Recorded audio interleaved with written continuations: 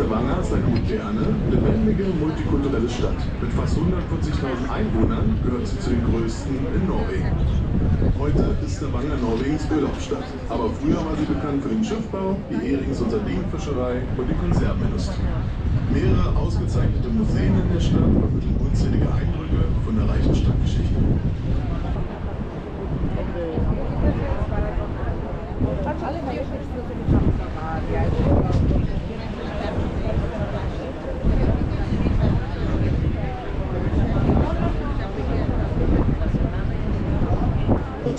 Ahora estamos pasando por la histórica isla de Holmen, donde el rey vikingo Olaf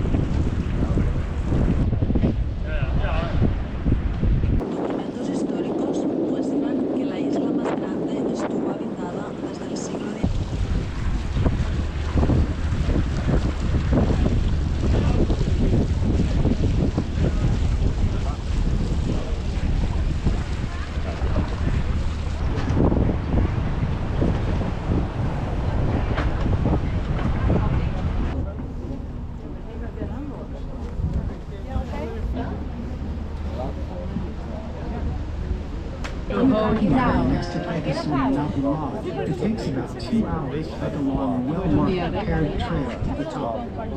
There is a deep fissure between Preikestolen.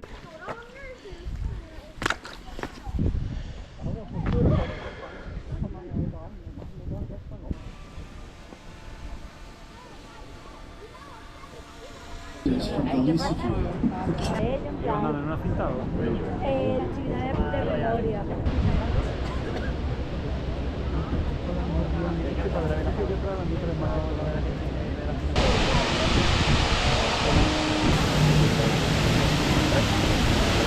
Lysefjord.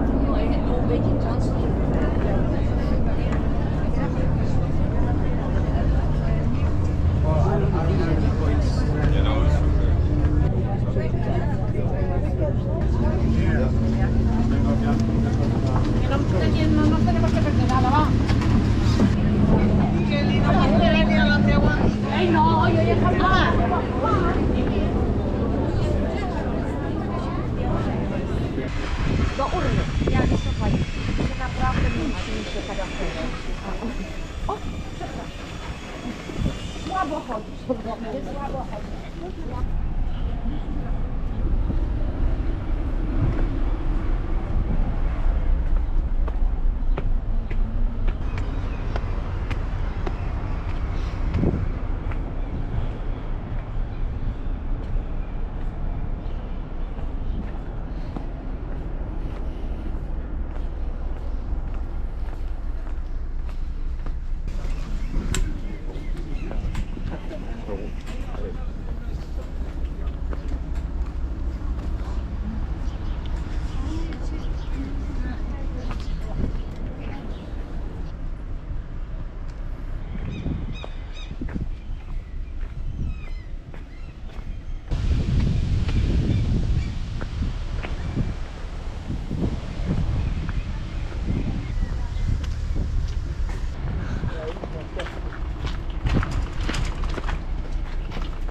De moer en de bloemen en de leeftijd.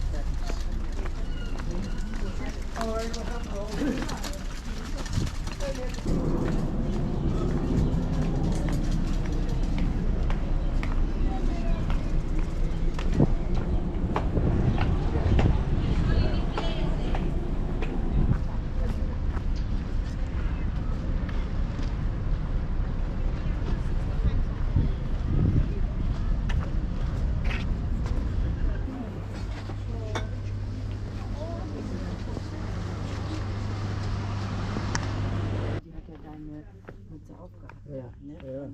Ja.